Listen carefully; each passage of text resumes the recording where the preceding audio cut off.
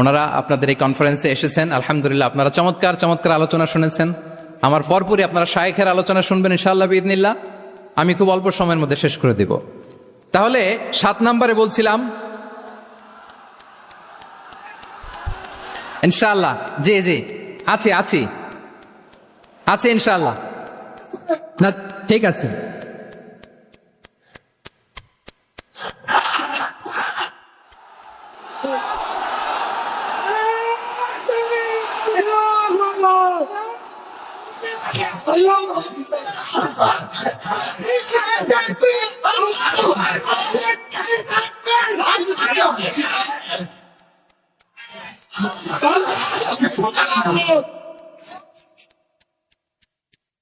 সম্মানিত সুধী মণ্ডলী, ওয়াকাযালিকা জাআলনাকুম উম্মাতান ওয়াসাতা লিতাকুনু শুহাদাআ আলান নাস ওয়া ইয়াকুনা আর-রাসূলু আলাইকুম শাহীদা।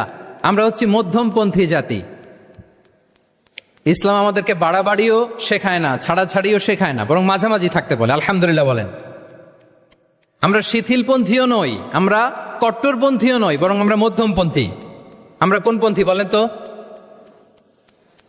আওয়াজ করে, আমরা কোন পন্থী? আমরা মধ্যমপন্থী। তাহলে ইসলাম বোঝার ক্ষেত্রে, বোঝানোর ক্ষেত্রে, ইসলাম পালন করার ক্ষেত্রে, অনুশীলন করার ক্ষেত্রে আমাদেরকে মধ্যম পন্থা অবলম্বন করতে হবে। বাড়াবাড়িও করা যাবে না, ছাড়াছাড়িও করা যাবে। আমরা শিথিলপন্থীও নই, কট্টরপন্থীও নই, আমরা হচ্ছে মধ্যমপন্থী।